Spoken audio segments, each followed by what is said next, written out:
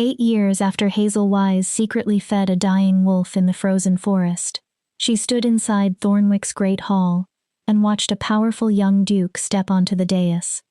Then she saw his eyes. Pure gold. The same impossible eyes that had watched her over scraps of stale bread. His gaze crossed hundreds of guests and stopped on her, he remembered. And when Hazel noticed the scar disappearing beneath his collar, one terrifying question became impossible to ignore. Who had she really saved that winter? Chapter 1. The Girl Who Fed Wolves. The bread was 3 days old, hard enough to hurt Hazel Wise's fingers when she squeezed it, and carrying the faint smell of mold she had carefully cut away that morning. She hid half the loaf beneath her threadbare coat and trudged through the snow toward the edge of the forest.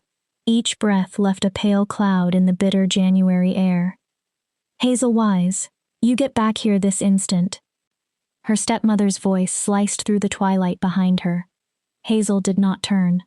At 10 years old, she had already learned that answering Corinne Roach usually made things worse. It was safer to pretend she had not heard and reach the trees before Corinne came after her. Corinne had dragged her home by the hair before. Hazel hurried into the pines. She was small for 10, with dark hair that never stayed neatly braided, and eyes the color of winter moss. The coat wrapped around her belonged to her dead mother. It hung 2 sizes too large from Hazel's shoulders, patched at both elbows and still carrying the fading scents of lavender and wood smoke. It was the only thing that had belonged to her mother that Corinne had neither sold nor burned. The moment Hazel crossed into the forest, something inside her loosened. Snow drifted slowly between the branches. An owl called somewhere beyond the trees. Here, Hazel was not Corinne's unwanted stepdaughter. She was not the child whose birth had killed her mother. She was not the living reminder of the wife her father had lost. Among the trees, Hazel could simply be Hazel. She followed the narrow deer trail she had walked every evening for the past 3 weeks. It curved between old oaks and eventually opened into a small clearing where several granite boulders formed a natural shelter.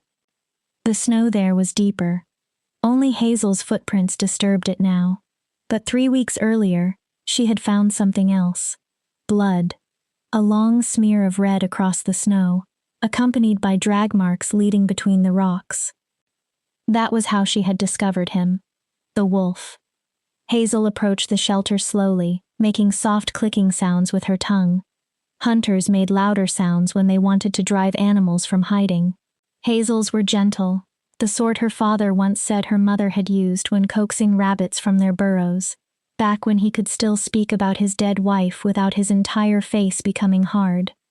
"Hello," Hazel whispered. "It's me again. I brought food." Nothing moved. Then 2 eyes appeared in the darkness. Gold. Not the yellow-brown color Hazel had seen in dogs. These were true gold, bright as the ceremonial chalice Father Damien used at church. The last sunlight caught them and made them glow. The wolf slowly emerged. He was enormous. Even the largest wolves brought back by Pinewood Hollow's hunters had never been this size. Thick charcoal gray fur covered his body, black along the tips, except near his ribs where dried blood had matted it into dark clumps. He favored his left foreleg. The wound across his side was still visible beneath the fur, partly healed but swollen and angry.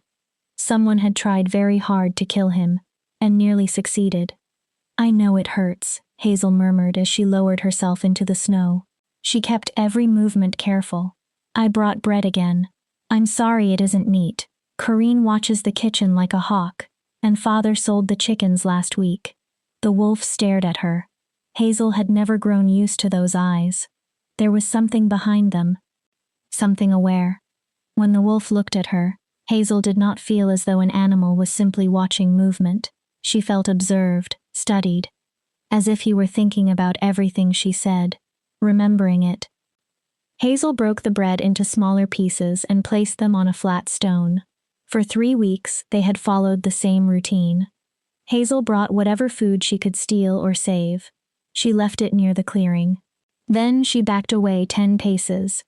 Only after she retreated would the wolf limp from his shelter and eat. He had never growled at her. never bared his teeth. When he finished, he simply disappeared between the rocks. But this evening something changed.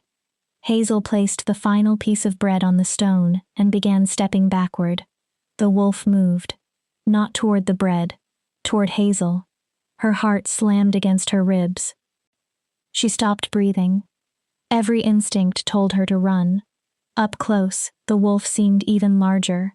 His head reached nearly to her chest while he stood on all fours. Hazel could see his teeth now. One bite could kill her. "It's all right," she whispered, although her voice trembled. "I'm not going to hurt you. I promise." The wolf stopped 3 feet away. For several endless seconds, the little girl and the predator stared at one another across the snow. Hazel's hands shook. The wolf lowered his head. Then he took another step. And another. Hazel wanted to flee. Any sensible person would have. Instead, she slowly held out one hand. The wolf's cold nose touched her palm. Hazel sucked in a breath. He sniffed her fingers, then her wrist and the sleeve of her worn coat. Then he did something Hazel never expected. He pressed his enormous head into her hand. Not attacking, not threatening, leaning against her, almost asking to be touched. Hazel's fingers sank into the thick fur around his neck. Beneath it, he was warm and solid. She could feel his heartbeat. She could also feel the faint trembling in his muscles. Pain, perhaps, or exhaustion. "You aren't going to hurt me," Hazel whispered. "Are you?" The wolf raised his head. His golden eyes met hers. For one impossible heartbeat, Hazel could have sworn she saw something human staring back. Intelligence, gratitude, recognition. Something far too complex to belong inside an ordinary animal. Then he pulled away. The moment vanished. The wolf limped back toward the shelter, lifted a piece of bread in his jaws, and disappeared between the boulders. Hazel remained kneeling in the snow. Her fingers still tingled from touching him. What kind of wolf behaved this way? What sort of creature listened as though it understood every word? What kind of animal looked at a person as though it were memorizing her face? Hazel had no answers. But when she finally started back toward the cottage, a fierce protectiveness had settled inside her. The wolf trusted her. For reasons Hazel could not understand, this powerful wounded animal had chosen to trust the unwanted little girl everyone else treated like a burden. Hazel would not betray that trust. Whatever happened, hidden within the shelter, the wolf watched Hazel disappear between the trees. The bread remained untouched beside his paws. Only when she was gone did he close his golden eyes. A low sound escaped his throat. The curse burned through his blood like poison. His wound throbbed, but the blade that had cut him was no longer his greatest pain. Magic was. For 4 months he had been trapped. 4 months since the witch had smiled at his arrogance and delivered her punishment. "You will learn what it means to be powerless." He still remembered every word. "You will learn what it means to be prey." He had learned. Other animals rejected him. Humans hunted him.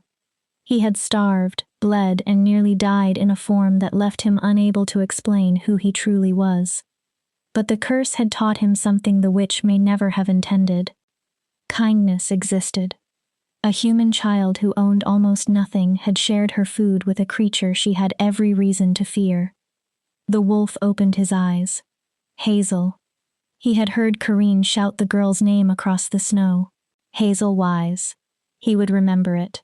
If the curse ever broke, he would remember her, and he would repay what she had done. The child had fed him when he was starving, protected him when he was weak, shown mercy when everyone else saw a monster. Wolves did not forget debts. Neither did kings. Chapter 2. The Bitter Roots of Home. Hazel returned to the cottage while the last daylight faded over Pinewood Hollow. Smoke rose weakly from the chimney. Her father had become careful with firewood, and nearly everything else since his logging work began drying up, and Kareen took control of the household money.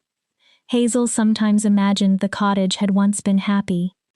Perhaps before her mother died, its windows had glowed warmly at night. Perhaps her father had laughed. Now the little house seemed to crouch at the edge of the village. The thatched roof sagged. Most of the windows were dark. Hazel stopped outside when she heard voices. Corinne and her father were arguing. Again. "We're throwing good money after bad, Clint. The girl eats like a horse and contributes nothing." "She's 10 years old, Corinne. What exactly do you expect?" "At 10, I was already working in my father's shop. What does Hazel do? She disappears into the forest. She tracks mud across my floors. She wastes food." "My floors," Clint Marquez said quietly. "My cottage, my daughter." Then came silence. Hazel knew that silence better than she knew shouting. It was her father's guilt. Guilt for remarrying. Guilt for bringing Corinne into their home. Guilt for allowing his new wife to make Hazel miserable. And beneath all of it was the grief he had never released. Every time Clint looked at his daughter, he saw the woman who had died giving birth to her. Hazel opened the door. Corinne stood beside the hearth with her arms folded. She was tall and severe, with blonde hair pulled so tightly from her face that it seemed to sharpen every feature. Corinne had been widowed young and had no children of her own. She had married Clint for security rather than love and never bothered pretending otherwise. Clint sat at the table, staring into a cup of bitter-smelling tea. He was a logger, broad across the shoulders, his hands hardened and scarred by years of work. Tonight he looked defeated. He did not raise his eyes when Hazel entered. "Where have you been?" Corinne demanded.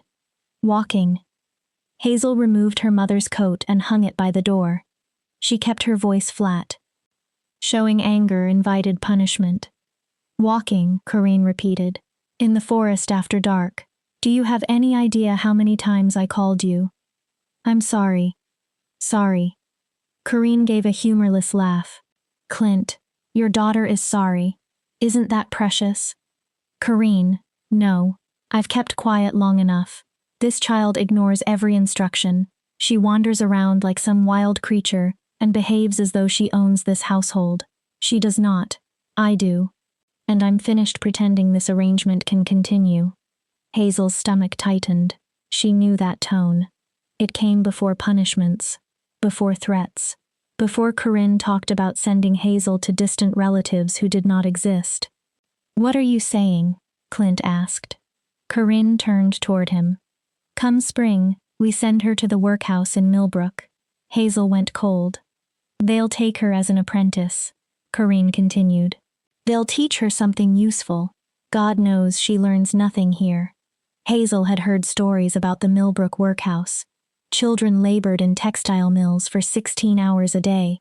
They slept packed together in crowded rooms. Some returned years later with destroyed lungs and broken bodies. Others never returned. "No." Clint's answer was quiet but firm. "Absolutely not." "Then what do you suggest? We can barely feed ourselves. Your contracts are disappearing. This winter has nearly ruined us." Corinne pointed toward Hazel. "And your precious reminder of a dead woman consumes food we cannot afford while giving us nothing. She's a child. She's a burden." The words seemed to remain in the room after Corinne stopped speaking. Hazel stood beside the door, melting snow dripping from her coat onto the floor. She wanted to shout. She wanted to say she had never asked to be born. She had never asked her mother to die. She had never asked her father to hate seeing her face. But she remained silent, because some hidden part of Hazel had begun to wonder whether Corinne was right. Clint pushed himself from his chair. For one hopeful second, Hazel believed he was going to defend her. He would tell Corinne that Hazel belonged there, that fathers did not abandon daughters. Instead, he said, "We'll discuss it later, not in front of her." Then he walked past Hazel without looking at her. He grabbed his coat and left. Probably for the tavern. Hazel watched the door close behind him. Corinne looked at her. "Go to bed."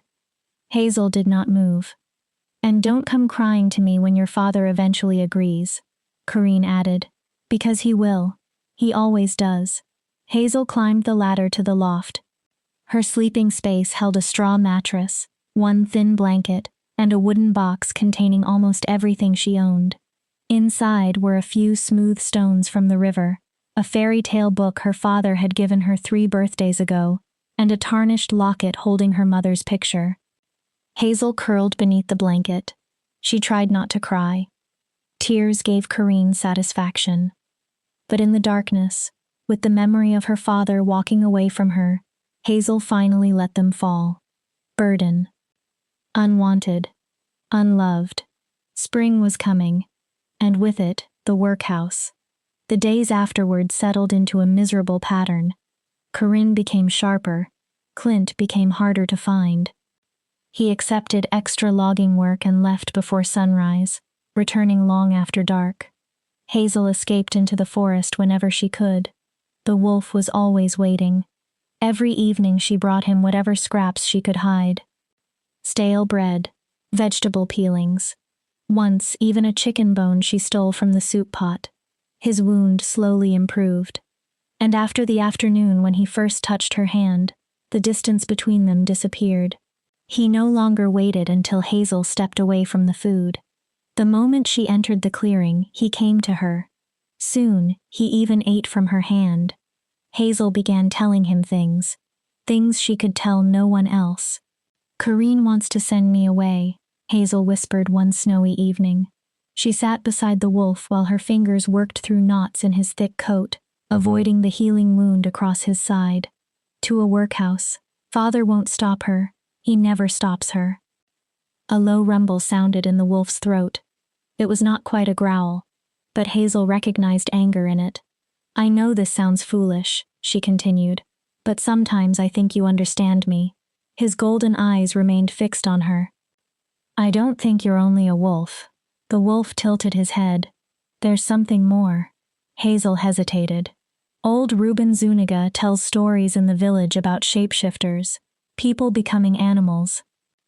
Animals becoming people. He says there was magic before the church came here, the old kind. She leaned closer. "Do you think magic is real?" The wolf's ears moved forward. Then he deliberately pressed his forehead against Hazel's. She stopped breathing. It was such a human gesture. "I'll take that as yes," Hazel whispered. For a while, they remained together that way. A girl and a wolf sharing warmth while snow settled over the forest. Finally, Hazel stood. "I have to go. Corinne will notice." She brushed snow from her dress. "I'll come tomorrow, I promise." The wolf watched her disappear. Usually that was all. Tonight was different. When Hazel was gone, the wolf raised his head and howled. The sound rolled through the trees, lonely and furious. Birds fell silent. Small animals hid deeper in their burrows. It was the voice of a creature trapped inside something smaller than himself. A creature that had once commanded territory in packs, but now limped through the snow. And beneath the rage was a promise. The Alpha King would remember the child who had shown him mercy. If his curse broke, those who harmed Hazel Wise would one day discover exactly what that kindness had earned.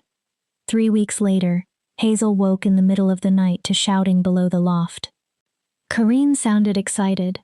"The Duke is announcing the reward tomorrow," Clint's sleepy voice answered. "What reward?" "The wolves. There have been attacks along the trade roads. Livestock killed. The Duke wants the wolves hunted down." Hazel sat upright. "He's paying 50 silver pieces for every pelt brought to the garrison." Hazel's blood turned cold. "50?" Clint asked. Now he sounded fully awake. "That's more than 6 months of logging." "Exactly."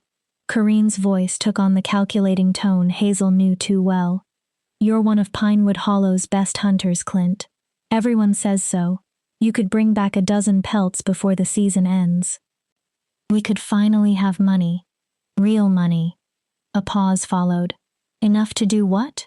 Clint asked. Corinne answered carefully. "Enough to send your daughter somewhere proper." Hazel pressed a hand over her mouth. A boarding school in the capital, perhaps. Somewhere she could learn to behave like a lady instead of a wild animal. Somewhere away.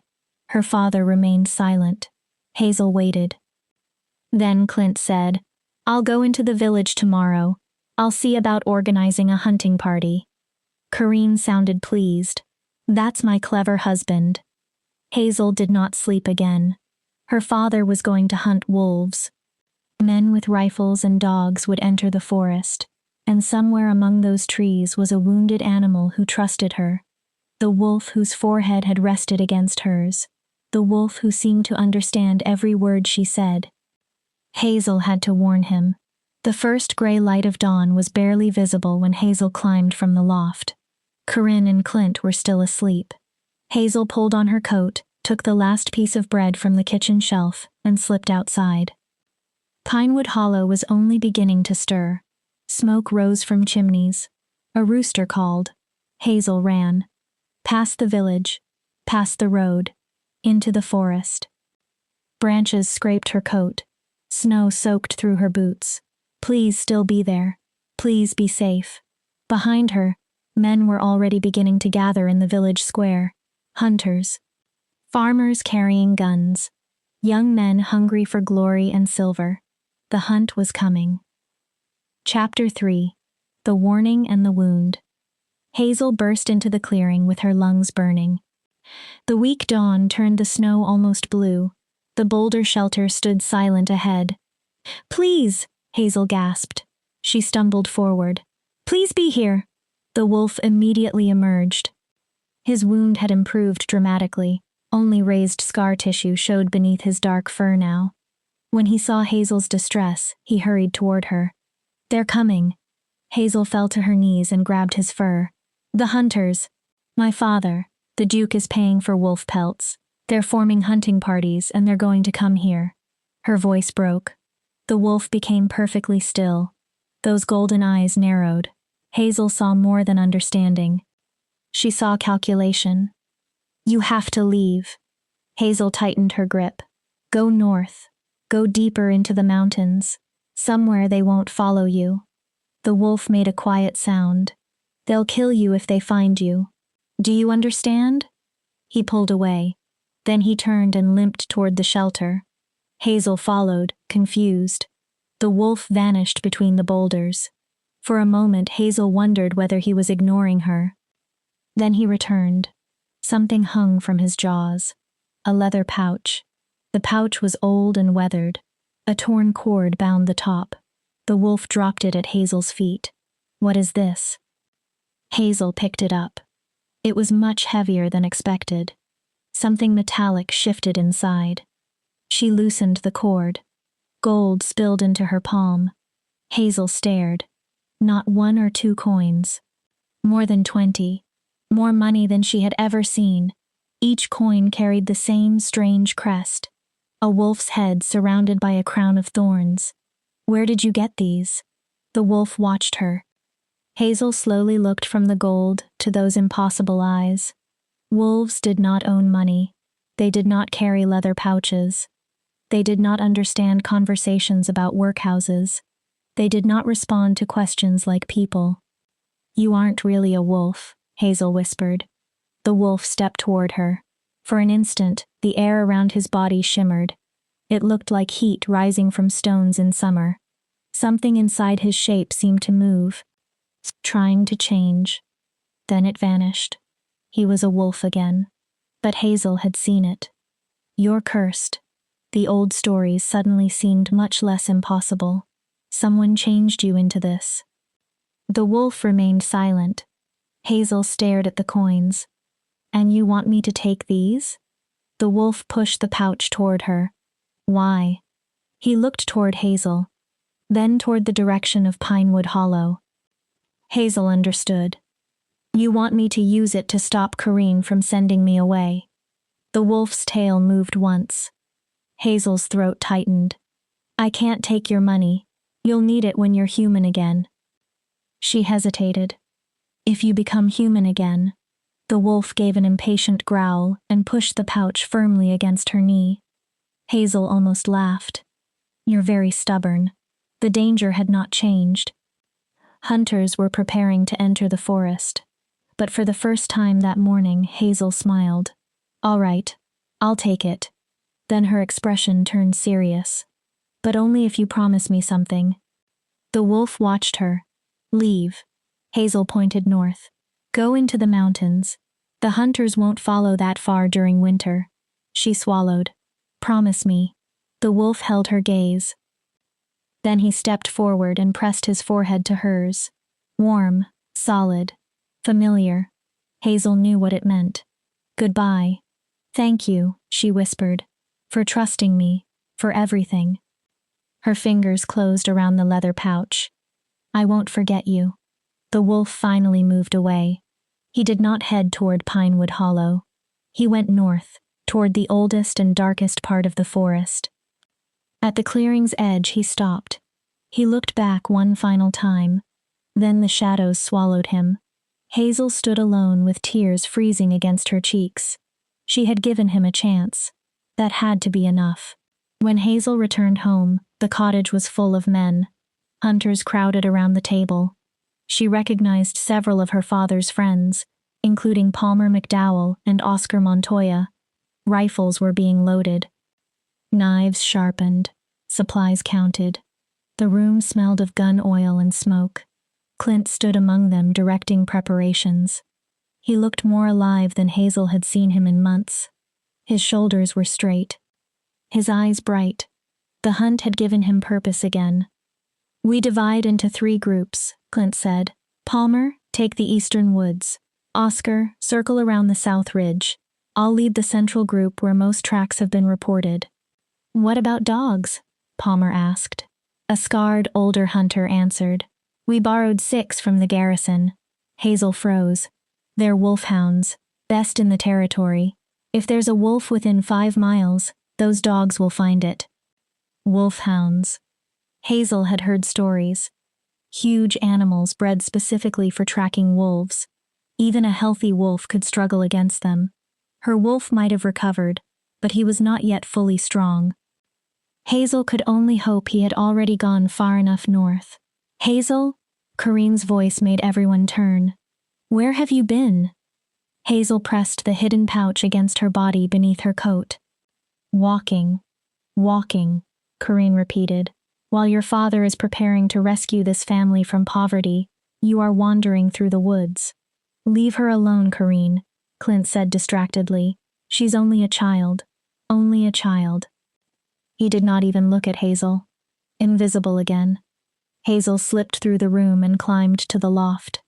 Below, the men discussed kills. Pelts.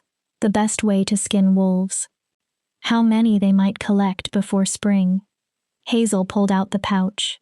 23 gold coins. A fortune. Enough to purchase a small home. Enough to live for years. Maybe enough to buy herself.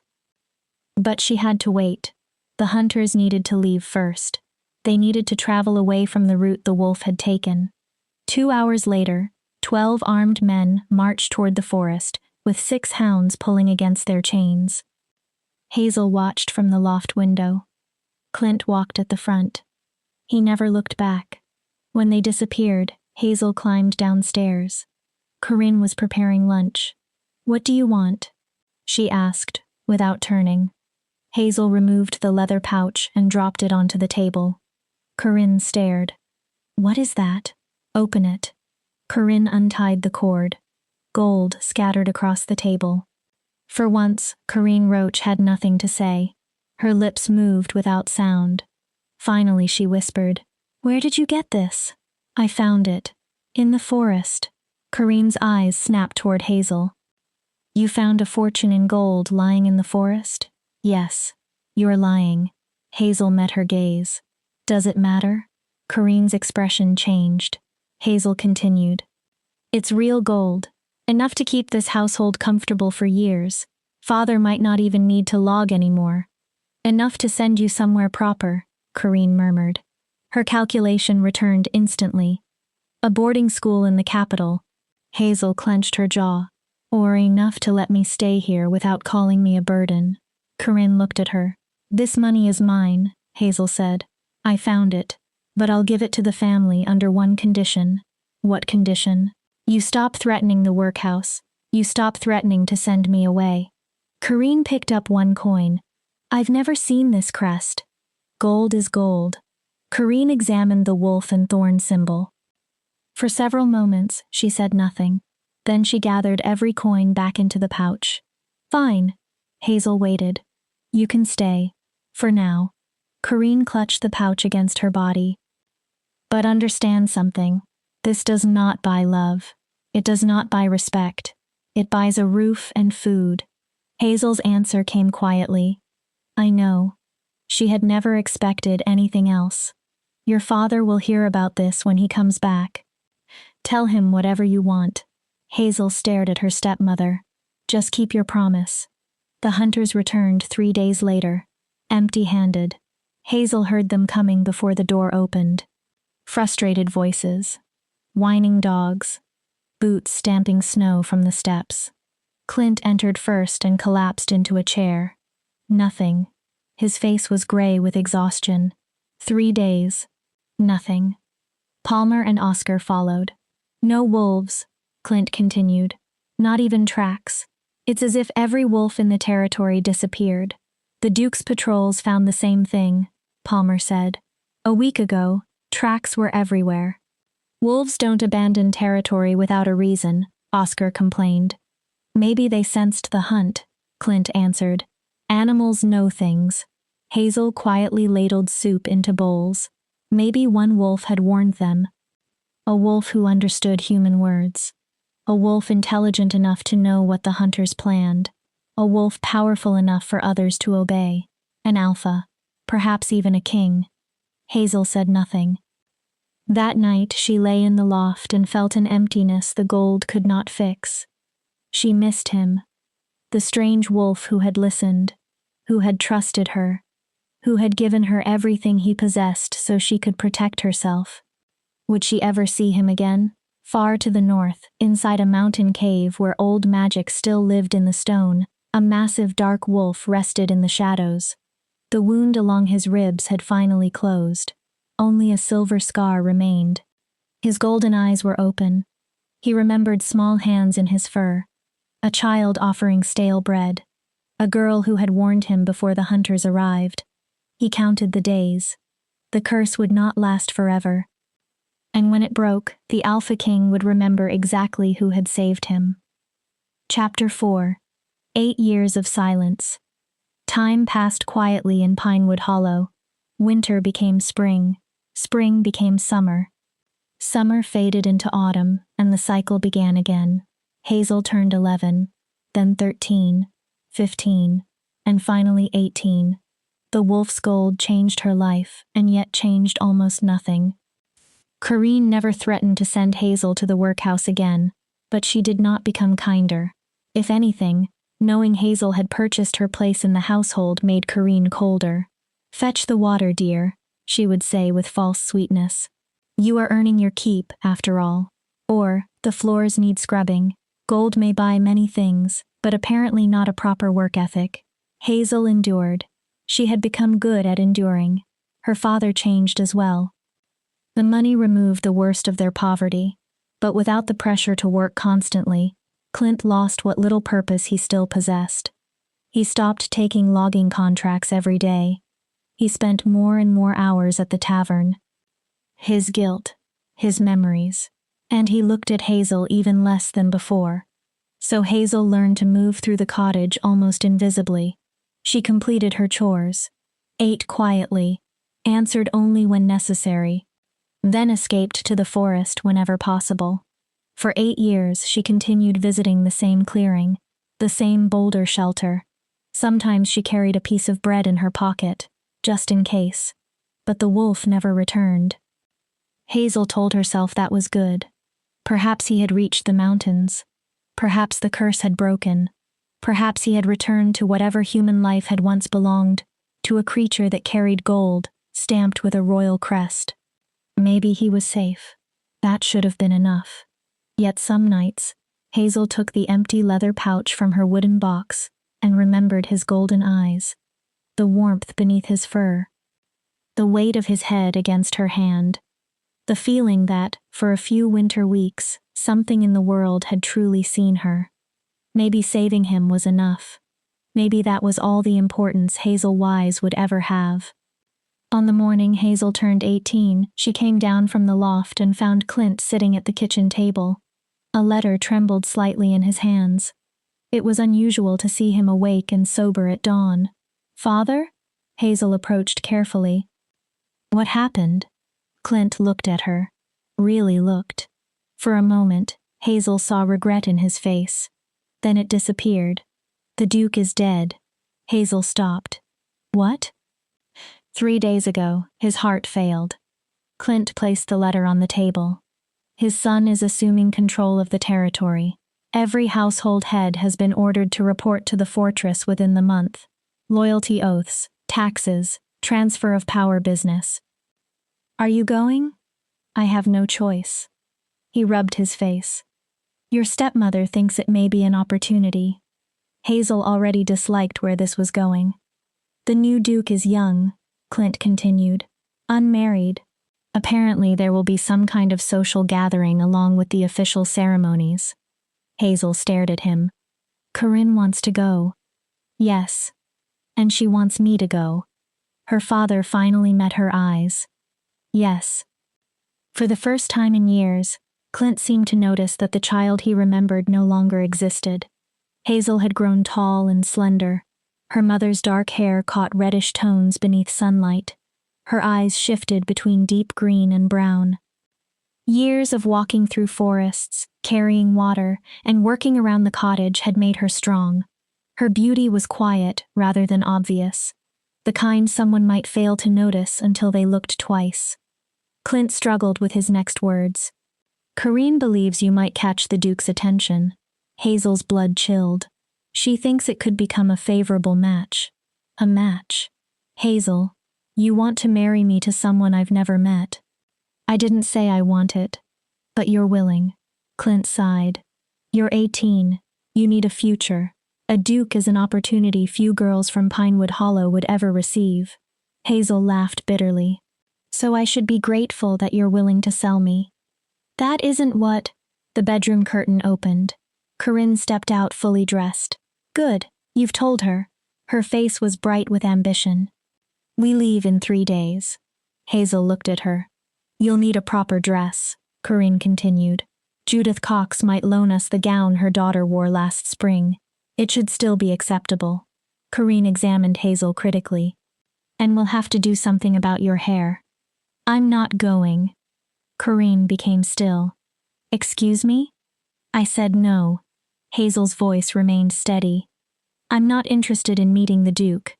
I'm not going to stand around while you display me like livestock because you think marrying me to him might improve your social position." "Our position," Corinne corrected. "Or have you forgotten whose charity has fed you all these years?" Hazel felt 8 years of swallowed anger rise at once. "My gold paid for that charity." Corinne's face changed. "You remember the gold, don't you? The money I brought home when father had no work. The gold that paid for your dresses. His tavern bills, every comfortable year since." The slap came without warning. Hazel's head snapped sideways. Pain burst across her cheek. "You ungrateful little wretch." Corinne stood inches away. "After everything we've done for you." Hazel slowly turned back. "What have you done?" Her voice shook, but she did not lower it. "What have either of you ever done except tolerate me?" Corinne stared. "You want gratitude? For making me feel like a burden every day of my life? For acting as though I murdered my mother simply by being born? That is enough." Clint stood so quickly his chair scraped across the floor. "Both of you." Silence followed. Hazel watched him. Duty and guilt battled across her father's face. And, as always, weakness won. "You are going to the capital," Clint said without meeting her eyes. "You will wear the dress. You will behave respectfully. You will make an effort. And if I refuse?" Corinne smiled. "Then you are 18. You can discover how well you survive alone, with nothing but the clothes you're wearing." Hazel understood immediately. They would throw her out. After everything. The moment she became inconvenient, they would discard her. Fine. Corinne's smile widened. "I'll go," Hazel said. I'll wear whatever dress you find. I'll smile, I'll curtsy. But when this fails and the Duke has no interest in me, you leave me alone." Corinne barely waited before answering. Agreed. She already expected success. Hazel returned to the loft. Her cheek still burned. 18 years old. Still unwanted. Still alone. She closed her eyes. Golden eyes appeared in her memory. Somewhere, perhaps, the wolf still existed. Maybe he had forgotten her. Why would he remember? She had been one child who had shown him kindness for a few weeks. Nothing more. Hazel swallowed the ache. 3 days. Then the capital. The journey took 2 days by wagon. Hazel rode in the back beside the supplies. Corinne and Clint sat in front with their hired driver, Barney Mackenzie, a quiet man who seemed to prefer talking to his horses. The borrowed dress rested beside Hazel, wrapped carefully in cloth. Pale blue silk. Frayed around the sleeves. A small stain near the hem. Still finer than anything she owned. Corinne had also found uncomfortable shoes and a shawl that smelled strongly of camphor. Before they left, she had given Hazel strict instructions. You speak only when someone addresses you. You agree with the Duke. You behave modestly, and above everything, you act grateful. Hazel had nodded. There was little point arguing. Now she watched the late spring forest roll past the wagon. She wondered about the wolf. Had he returned to a pack? Had the curse broken? Was he alive? Was he happy? The city of Thornwick appeared on the second afternoon. Stone walls surrounded hundreds of buildings. Above them stood the Duke's fortress. Gray towers climbed toward the clouds. Hazel stared. Pinewood Hollow could have fit inside the fortress grounds several times. Impressive, Corinne said. Ambition made her voice almost cheerful. This could be your home if you behave properly. Hazel remained silent. Dozens of other wagons lined the road. Families from across the territory had come. Household heads. Wives. And daughters. So many daughters. Inside the fortress courtyard, Hazel counted at least 50 young women dressed in their best gowns, all hoping to be noticed. Competition. That was what this gathering had become. A contest for a young duke. Hazel wanted no part of it, but she was already there. A servant directed them to the east wing. The loyalty oaths are tomorrow morning. The gathering begins tomorrow evening. Meals are in the great hall. Your room is on the 3rd floor. Their assigned chamber had 2 narrow beds. Corinne claimed the one beside the window. Rest, she ordered. Tomorrow may be the most important day of your life. Try not to ruin it. Hazel lay on the remaining bed, keeping as much distance as possible between herself and Clint. Somewhere inside the enormous fortress was a man she had never met. A duke who might determine her future. And somewhere far behind them were the forests where she had once known a wolf with golden eyes. Hazel closed her own eyes. Tomorrow would change something. She simply had no idea what. Chapter 5. The Duke's Golden Eyes. The great hall made Hazel feel impossibly small. Stone pillars carved with wolves and thorned vines rose toward vaulted ceilings. Tapestries depicted ancient battles and hunts. Hundreds of candles filled enormous chandeliers, making the room almost as bright as daylight. People crowded every corner. Hazel stood near the back in the borrowed blue dress. It did not fit quite right. Her shoes hurt. Corinne had forced Hazel's hair into an elaborate arrangement that made her scalp ache. All around her, young women whispered and watched the empty dais. Their gowns were brighter, their hairstyles more elaborate. They looked as though they belonged to this world. Hazel felt like a forest girl pretending. Stand straight, Corinne hissed. Hazel adjusted her shoulders. And smile. You look as though someone died. Hazel forced the corners of her mouth upward. Clint shifted beside them, equally uncomfortable in formal clothes. Then a trumpet sounded. Every conversation stopped. A herald stepped forward. His Grace, Duke William Gillespie, Lord of Thornwick and Sovereign of the Northern Territories. The new Duke entered. Hazel's heart stopped.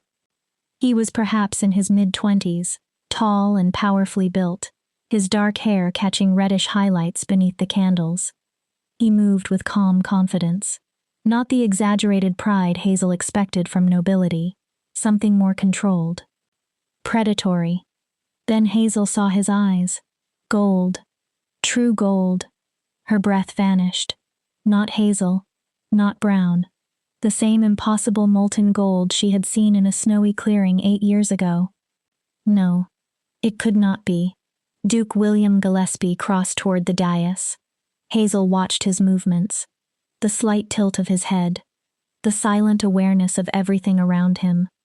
The almost animal stillness when he stopped. Then she noticed a pale scar above his collar. It disappeared beneath his clothing, down toward his ribs. The same place a blade had once torn open the side of a giant dark wolf. Hazel felt dizzy. William turned toward the crowd. His golden gaze swept over hundreds of faces without interest. Then he saw Hazel. And stopped. The entire hall seemed to disappear. 8 years vanished. Hazel was 10 again, kneeling in snow, holding stale bread, looking into these same eyes. Recognition flashed across William's face. He knew her. His mouth curved into the faintest smile. Private, almost secret. Then he put one hand over his heart and inclined his head toward Hazel. Only slightly, but unmistakably. Karine gripped Hazel's arm. Did you see that? Hazel could barely breathe. He looked at you. Karine's excitement grew. Hazel, the Duke looked directly at you. The wolf had been real. The magic had been real. Whatever curse trapped him had broken. And the creature Hazel fed in the forest had never been an ordinary animal. He had been this man. A nobleman. A ruler. The Alpha King she had sensed inside him all those years ago. An advisor approached William. Your Grace, perhaps you should welcome your guests. William stepped to the front of the dais. His voice was deep and controlled. Welcome to Thornwick. Many of you traveled a great distance to attend. I appreciate your loyalty during this transition.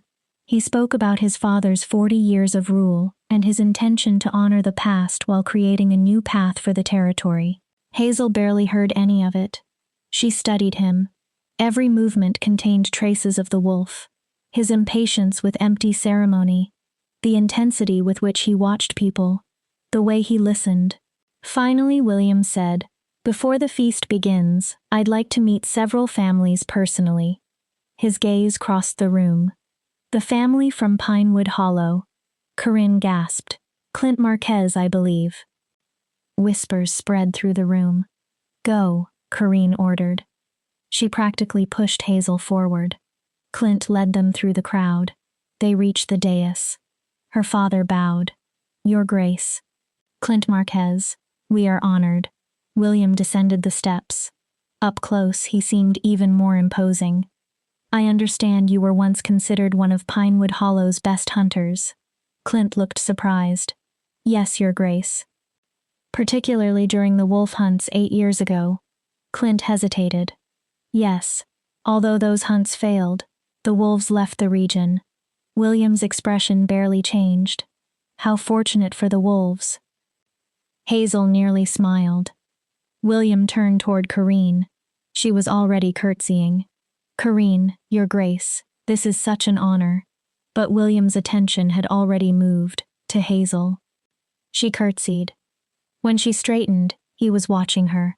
And you are? His voice said he already knew. Hazel Wise, Your Grace. Hazel. He spoke her name slowly. From the tree? My mother loved the forest. Something changed in William's expression. Did she? Then, almost casually, he said, I am rather fond of forests myself. Hazel's pulse jumped. The words carried meaning no one else could understand. William leaned slightly closer. Tell me, Hazel Wise, do you still walk in the forest? His voice lowered. Or have you outgrown those wild habits? A question beneath the question. Do you remember? Hazel chose her answer carefully. I still walk there. She met his eyes.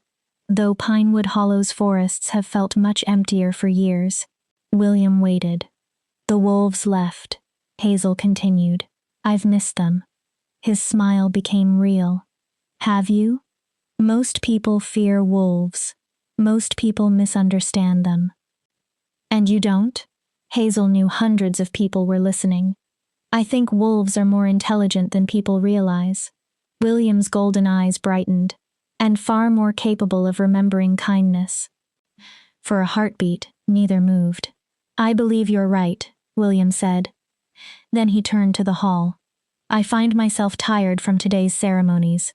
The feast can continue without me. Several advisors looked alarmed. William ignored them. Miss Wise. Hazel's heart pounded. Would you join me for a private conversation? There are matters concerning Pinewood Hollow I would like to discuss. The hall erupted into whispers. Corinne looked ready to faint from excitement. Hazel felt as though the ground had vanished beneath her. Yes, Your Grace. William offered his arm. Hazel took it. Warmth beneath formal cloth. Solid muscle. A familiar presence. They walked through the crowd and out of the great hall. William did not speak until the doors closed, and they were alone in a torchlit corridor. Then he stopped. He turned toward Hazel. Slowly, carefully, his hand rose. His fingers brushed the cheek Corinne had slapped 3 days earlier. You saved my life. The formal duke was gone from his voice. Hazel swallowed. You remember. Every moment. His hand dropped, but his gaze remained fixed on her. You fed me when I was starving. You warned me when the hunters came. He paused. And I gave you gold because I knew you needed a way to survive your own home. Hazel stared. I should be thanking you. That gold saved me too. William's face darkened. Did it? Hazel frowned. You are still living with people who do not value you. His gaze returned to her cheek. Someone struck you. How did you know? I know what bruises look like even after they begin to fade. His voice became dangerous. Who? It doesn't matter. It matters to me. Hazel recognized the wolf in him now. Protective. Focused. Ready to attack a threat. My stepmother. William's jaw tightened. It was just one slap, Hazel added. I've had worse. You should never have had worse. His control cracked for an instant. You saved my life, Hazel. He moved closer. In the old laws, debts matter. The laws of wolves and magic existed long before these human courts. Hazel shook her head. I don't want repayment. I never helped you because I expected something. I know. William smiled sadly. And that is precisely why I want to give you something. What? A choice. Hazel became still. Stay at Thornwick. She stared at him. I can give you a position in my household, lady-in-waiting, if anyone needs a formal explanation. Your own rooms, your own income, your own freedom. No more Pinewood Hollow. Hazel could hardly process the words. You're offering me a place here? I'm offering you what you offered me 8 years ago. A way out. William's voice softened. You may return home if that is what you want. I will not decide for you. But if you stay, no one will threaten to throw you away again. Hazel looked at him. People will talk. Let them. A flash of the Duke returned. I rule this territory. I can survive gossip. Then his voice became quiet again. What I cannot accept is knowing the girl who saved me is still being treated as though she has no value. Hazel's throat tightened. Why does it matter so much? It was bread. A warning. Anyone could have done it. No. William answered immediately. Most people did the opposite. He remembered hunters, villagers, stones, fear. They saw a monster. You saw something wounded. His hand found hers. When I had nothing to offer you, when I could not tell you my name or title, when I was powerless, you chose kindness. He looked directly into her eyes. Let me choose you now. Tears burned behind Hazel's eyes. 18 years of being tolerated. And now the most powerful man she had ever met was telling her she mattered. "I'll stay." William searched her face. "You're certain?" "Yes." His smile appeared so suddenly that Hazel almost laughed. "I've never been more certain," he said. He promised rooms in the south wing and said they would inform her family the following day. Then his expression became unexpectedly mischievous. "For tonight, would you like to see something no one else at that dreadful gathering will?" Hazel blinked. "What?" "A forest. Inside the fortress walls. Old trees. A private wild garden." William offered his arm again. "I suspect you'd prefer it to watching nobles discuss themselves." Hazel smiled. "I would." "Good."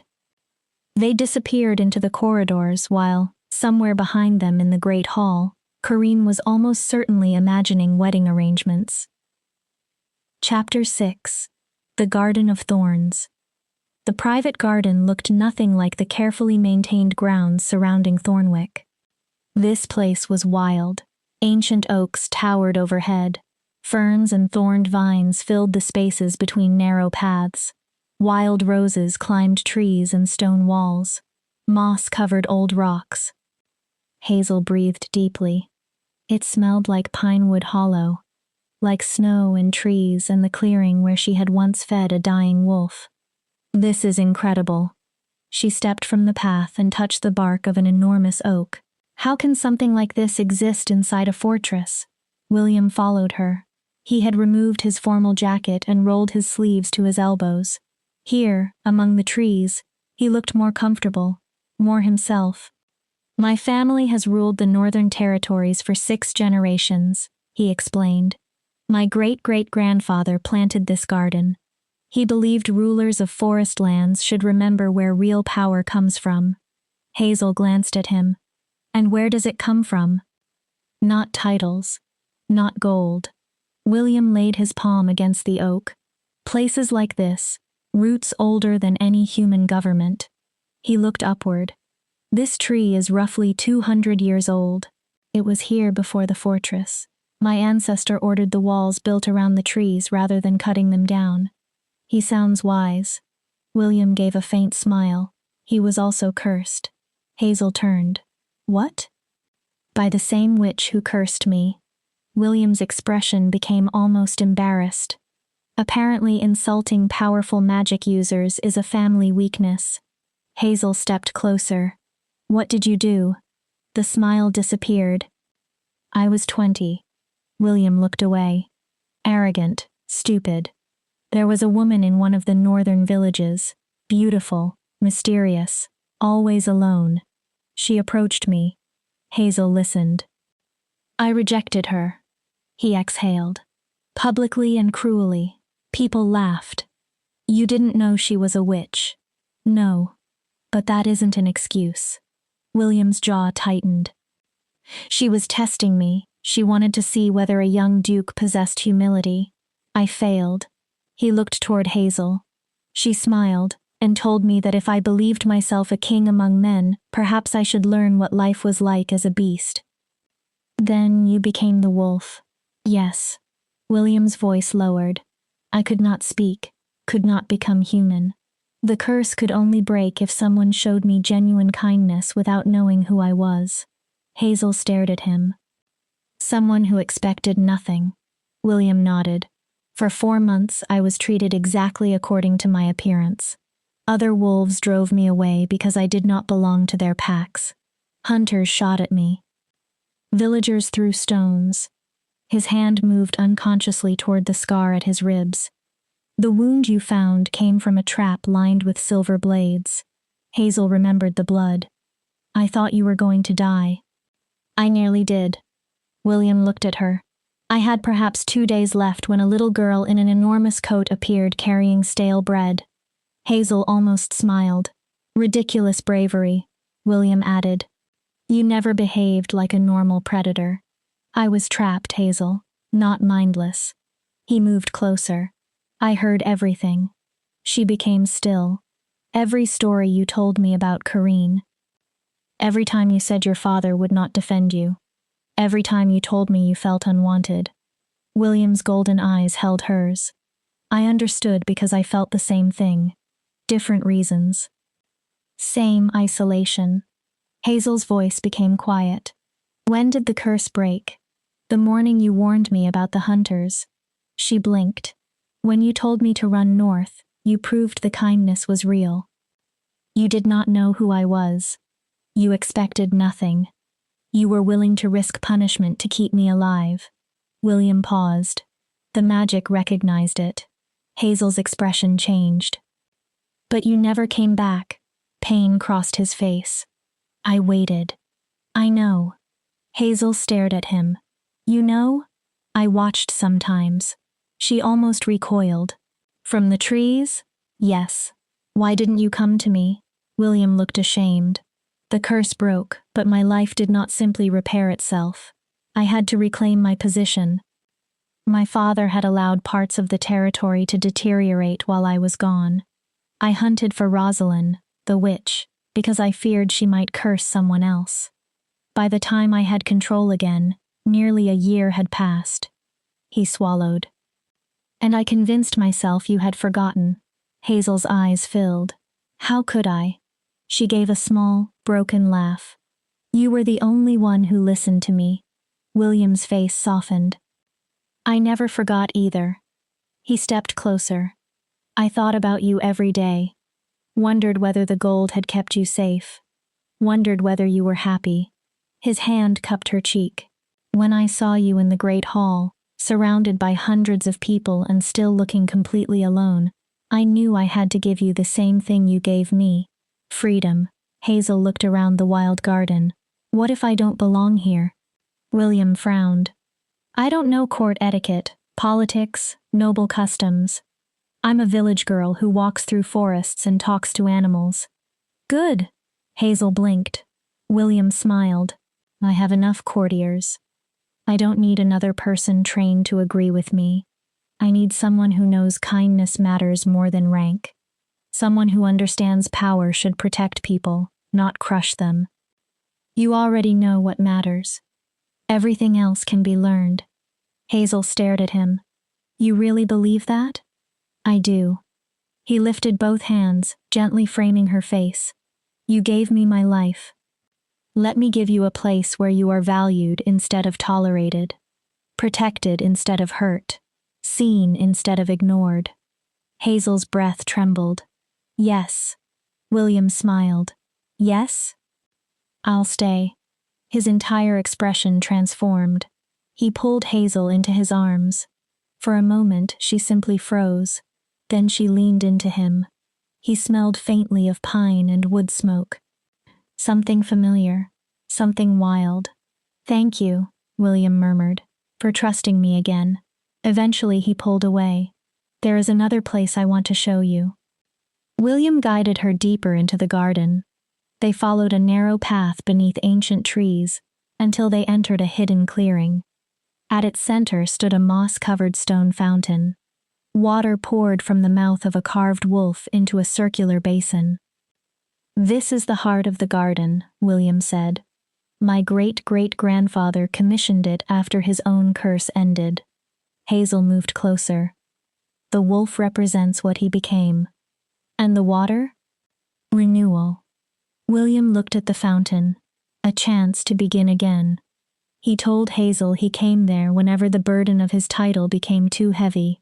It reminded him that he had once been powerless. That someone's unexpected mercy had saved him.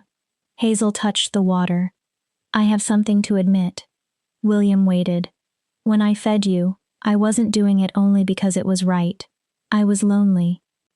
Her voice became softer. You looked at me without disappointment. You couldn't speak, but you still saw me. William stepped beside her. Then we saved each other. Hazel looked up. You gave me survival. I gave you someone who listened. His expression warmed. That sounds less like a debt and more like an exchange. Between equals. William reached into the fountain. When his hand emerged, a silver chain hung from his fingers. At its end was a wolf-shaped pendant with tiny golden stones for eyes. Hazel stared. This belonged to my great-great-grandfather.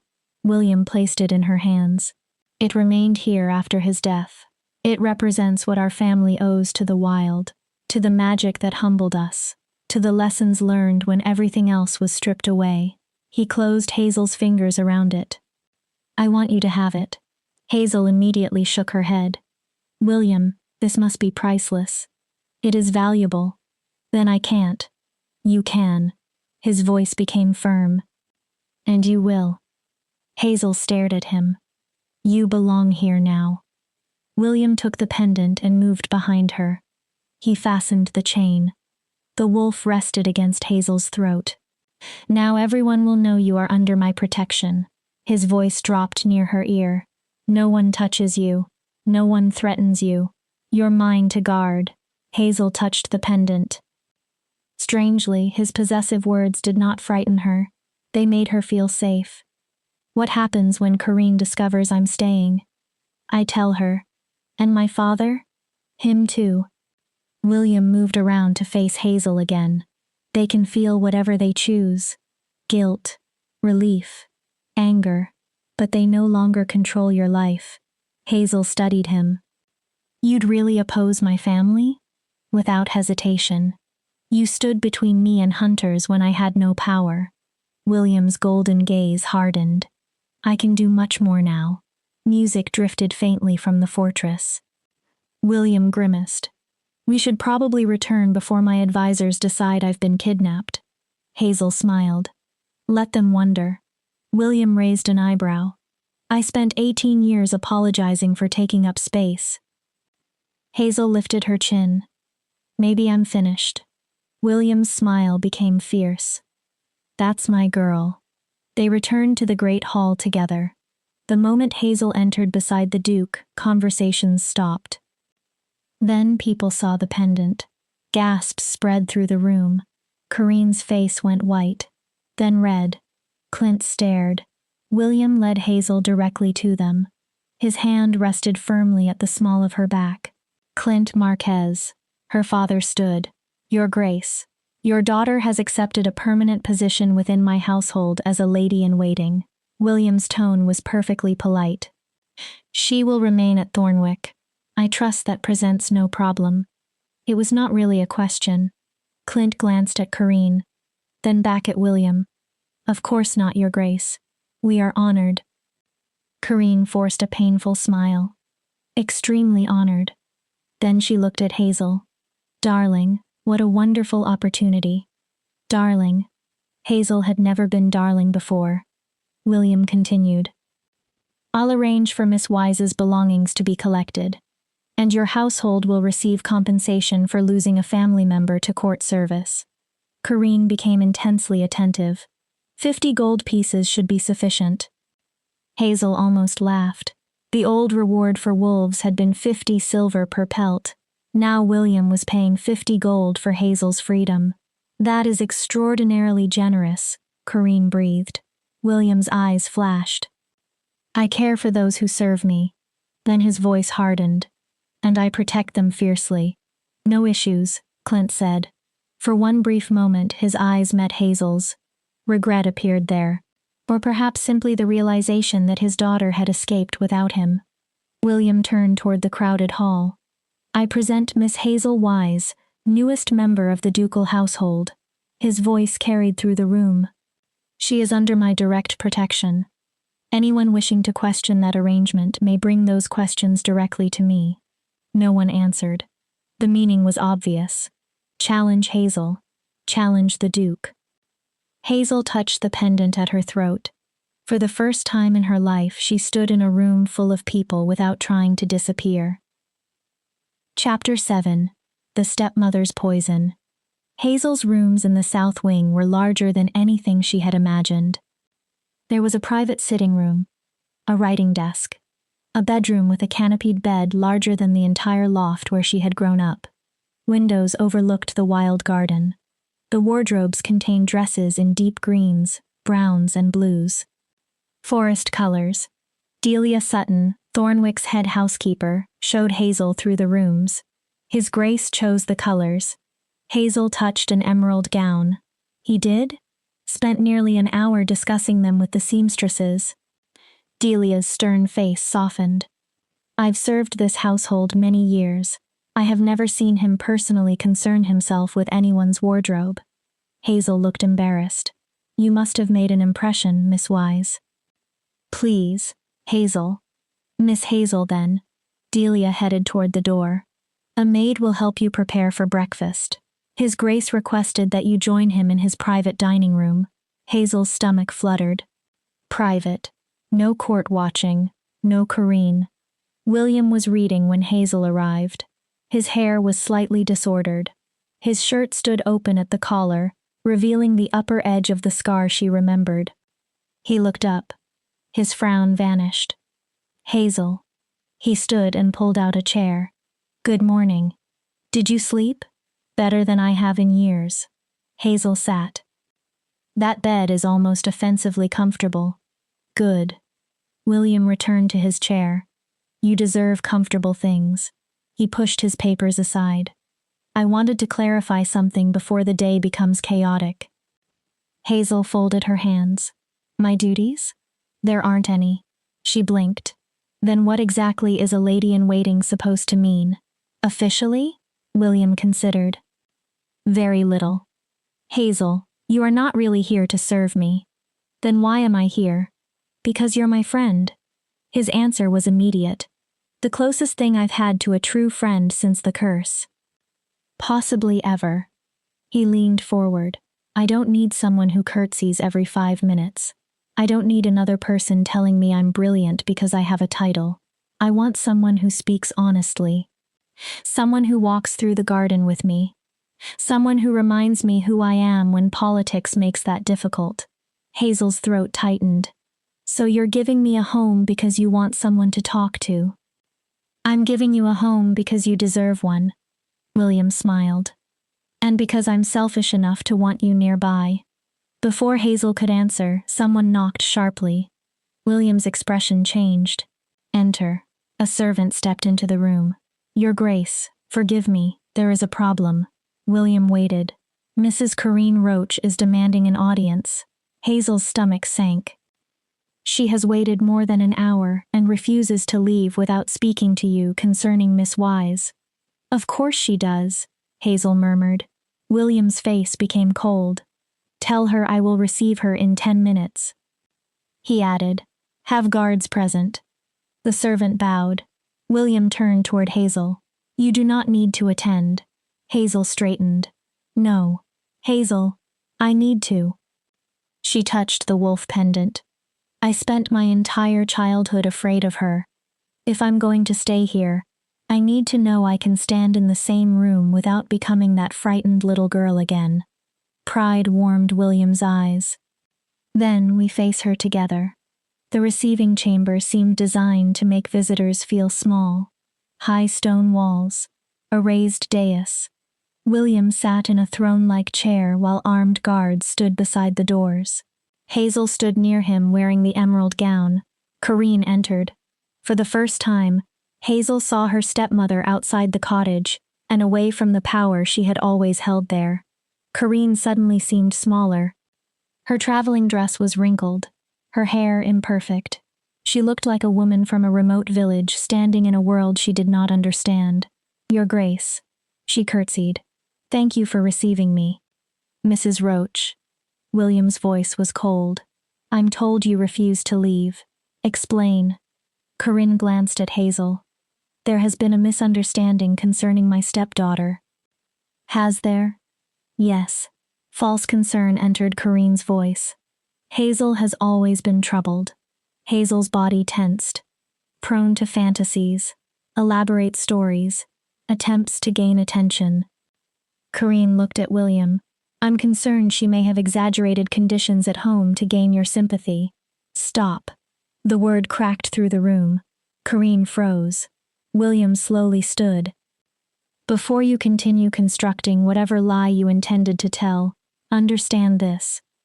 I know Hazel. I know what her life was. And I know what you did.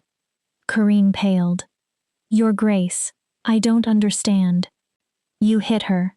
Corinne's eyes flicked toward Hazel. 3 days before arriving here, William descended the dais. You struck her hard enough to leave a bruise. That was discipline. Corinne recovered quickly.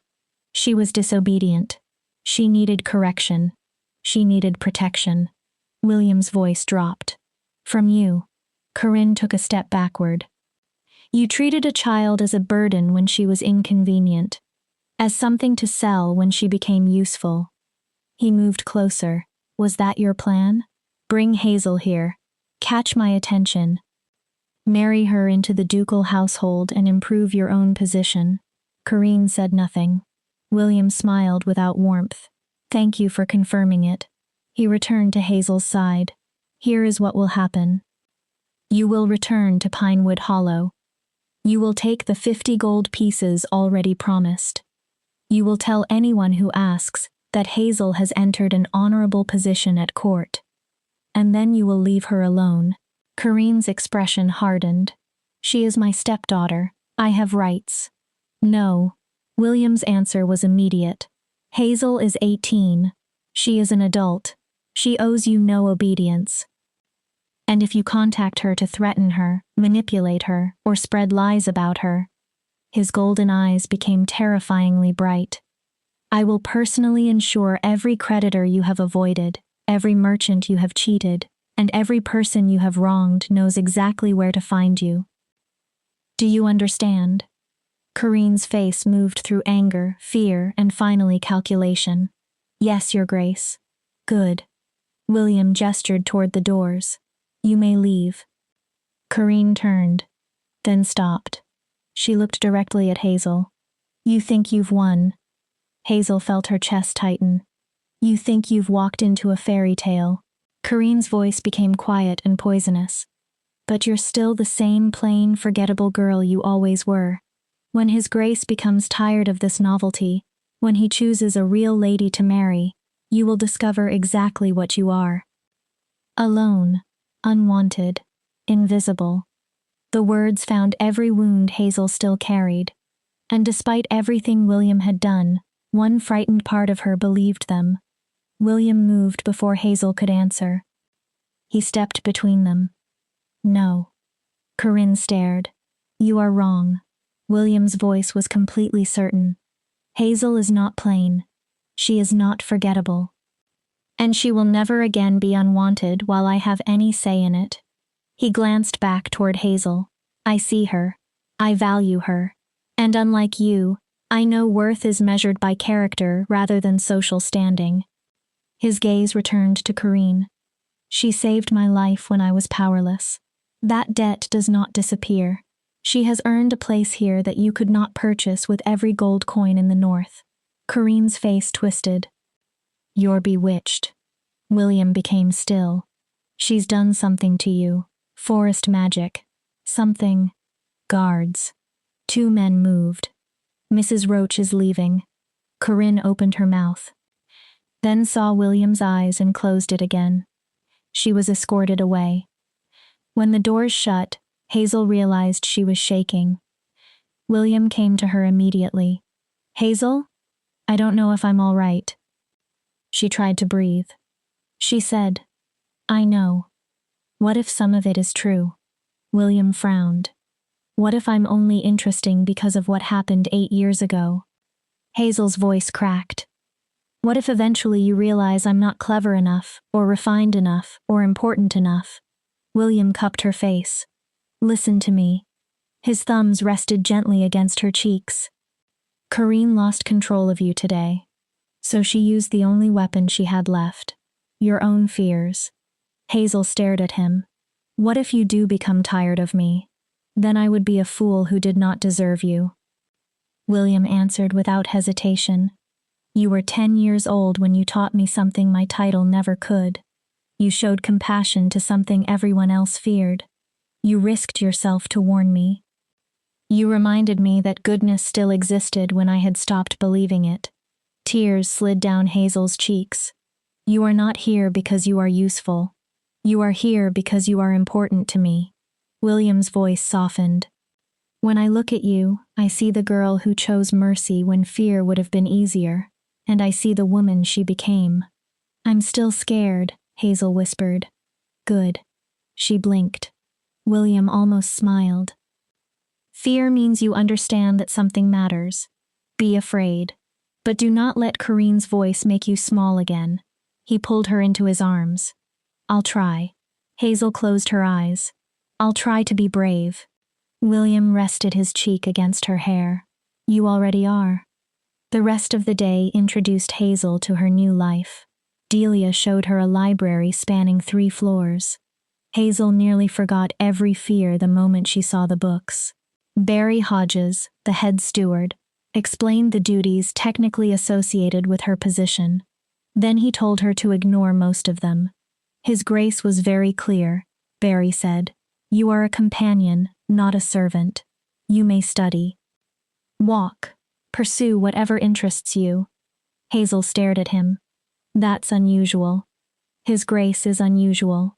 Barry sounded resigned. That evening, Hazel returned to the wild garden. She wore a simpler dress and left her hair loose.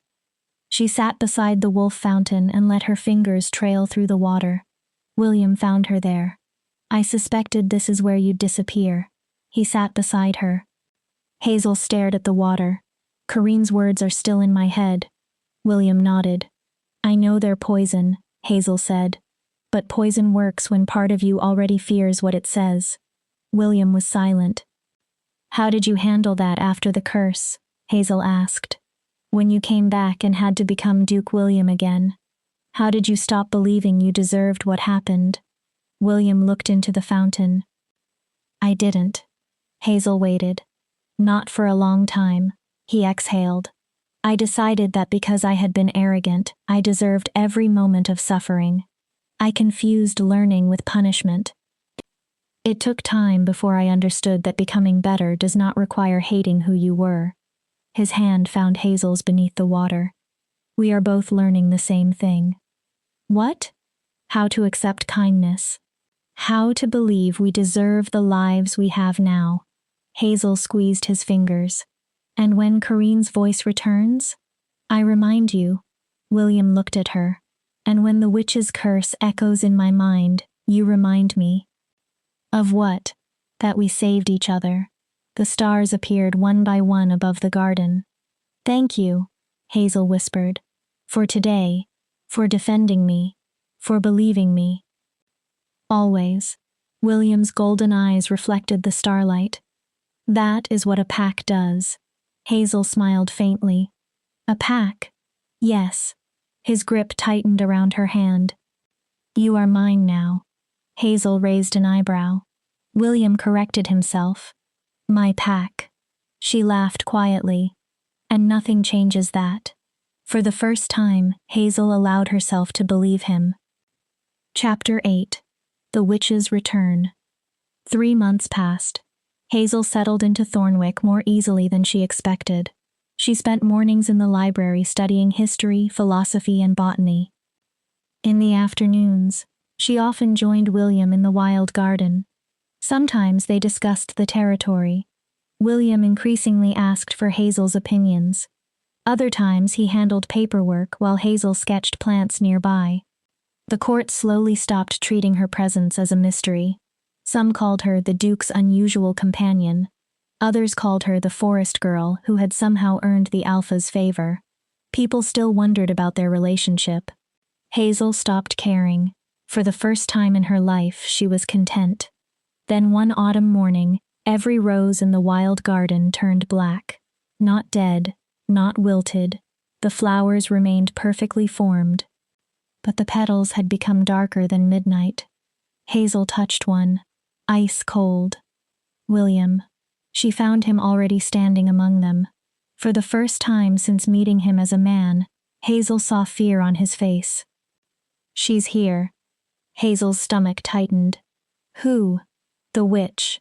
William touched the scar beneath his shirt. The woman who cursed you? Yes. I confronted her after the curse broke. She disappeared 8 years ago. He scanned the trees. I believed she had fled the territory. A woman's voice floated from the shadows. Poor little Duke. Hazel froze. Did you really believe I forgot you? A figure emerged between the oaks. She seemed almost to form from mist. Ageless, silver-haired, beautiful in a way Hazel found deeply unsettling. Her eyes shifted with colors Hazel could not name. Midnight blue fabric flowed around her like shadow and starlight. Rosalind McBride.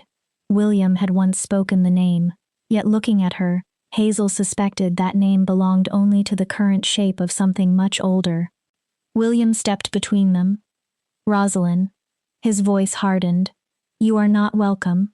The curse is broken. Our business ended. Rosalind tilted her head. Did it? She smiled.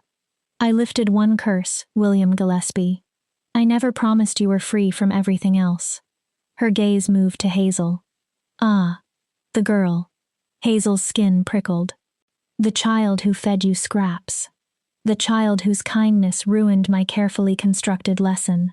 Leave Hazel out of this. William's tone became almost a growl. She is under my protection. Rosalind smiled. How sweet. Does she know what you truly are? William went still. I don't mean the wolf. Rosalind's expression changed. That is merely the surface. Does she know what lives in your bloodline? What your family has done? Whatever game you're playing. This is not a game. Rosalind lifted one hand. The air shimmered. You learned humility. William remained silent. You learned powerlessness. Yes. But you never learned the final lesson. Rosalind looked around the garden. Power has a price. And those who inherit power also inherit responsibility for how it was created. William frowned. What are you talking about? Your great-great-grandfather. Rosalind's voice became quieter. The man who planted this garden. The man who was cursed before you. Do you know what he promised in exchange for his freedom? William's face lost color. Rosalind answered for him. His bloodline. Every third generation, one descendant would be returned to the wild. Permanently. A wolf forever. Hazel felt cold. No. Rosalind looked at William. Yes. And you are the third generation. William stared. The curse you experienced 8 years ago was not merely punishment for your arrogance. It prepared you. For what? Rosalind's eyes became almost sad. In 3 days, the autumn equinox arrives. The debt becomes due. You will transform again. And this time, Duke William Gillespie will not return. William looked toward the black roses. You're lying. Try to change them. Rosalind gestured. They are bound to your fate. As the moment approaches, they will continue spreading. First across this garden, then beyond it. William's jaw tightened. 3 days, Rosalind said. Use them well. Say goodbye. She began fading into shadow. Wait! Hazel stepped around William. There must be another way. Rosalind paused. A loophole. Something. The witch looked at her. There is one possibility. Hazel's heart leaped. The bargain demands a wolf from the bloodline. It does not specifically name William. If another suitable person willingly takes his place, the debt is satisfied. I have no one, William said. My father is dead. No siblings. No cousins. I am the last. Rosalind nodded. No known living relatives. Then her eyes turned toward Hazel. But bloodlines are complicated. Hazel became uneasy. Sometimes they travel through branches no one remembers. What are you saying? Your mother. Rosalind studied Hazel. Where did she come from? I don't know. She died giving birth to me. My father never talked about her family. How convenient. Rosalind smiled. Ask him. There may be something in your blood that matters. Hazel stared. Or perhaps, Rosalind added, I am simply offering false hope to make your final days more painful. Then she vanished. Hazel and William remained among the black roses. We'll investigate, Hazel said. Everything. William touched her face. Hazel. No. She refused to stop. If my mother's family matters, we find out. And if my blood could qualify, you will not take my place. His voice became absolute. You don't get to decide that. I am the Duke. The words escaped William before he could stop them. I decide what happens inside my borders. Hazel stared at him. Something painful opened between them. So that's what I am? William's expression changed. Hazel, you can save me.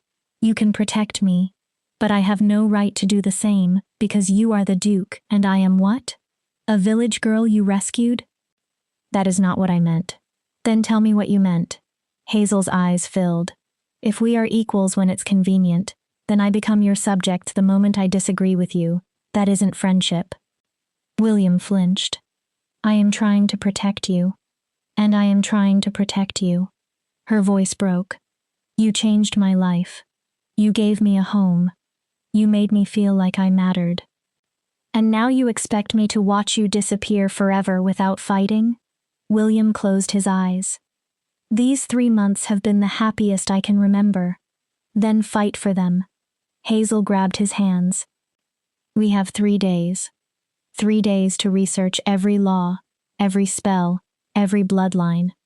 Let me try. William looked at her for a long time. Finally he nodded. 3 days. We try everything. But his expression hardened. If the final choice is between you and me, I choose myself. William, I will not allow you to sacrifice yourself. Hazel nodded. She had no intention of obeying that promise if the moment came. They went directly to the library. Barry and Delia learned the truth and mobilized everyone they trusted. Servants searched archives. Messages went to scholars. Old records were brought from storage. Hazel sent a rider to Pinewood Hollow. Her message to Clint was simple. I need everything you know about my mother's family. It is urgent. The first day brought nothing. Every ancient text confirmed the same bargain.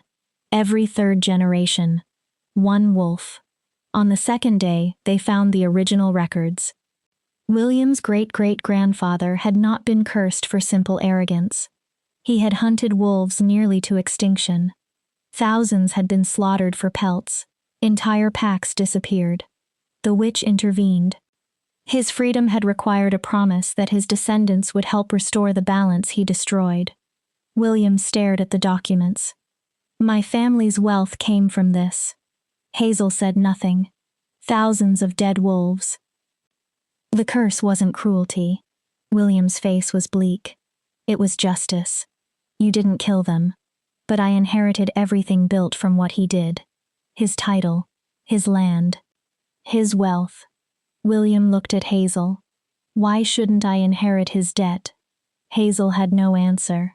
That evening the rider returned from Pinewood Hollow. Clint had written a short letter. Hazel unfolded it. Your mother came from the northern deep forests. Her people called themselves the Wolf Keepers. Their bloodline was older than the Duke's. They lived beside wolves and were said to share their magic. She left them when she married me and refused to speak about her past. She had a mark on her shoulder shaped like a wolf's head. You were born with the same mark. If you carry her blood, then you carry something ancient. Be careful. Your father. Hazel's hand went to her left shoulder. The birthmark had been there her entire life. A wolf's head. William read the letter. His expression changed. Your blood qualifies.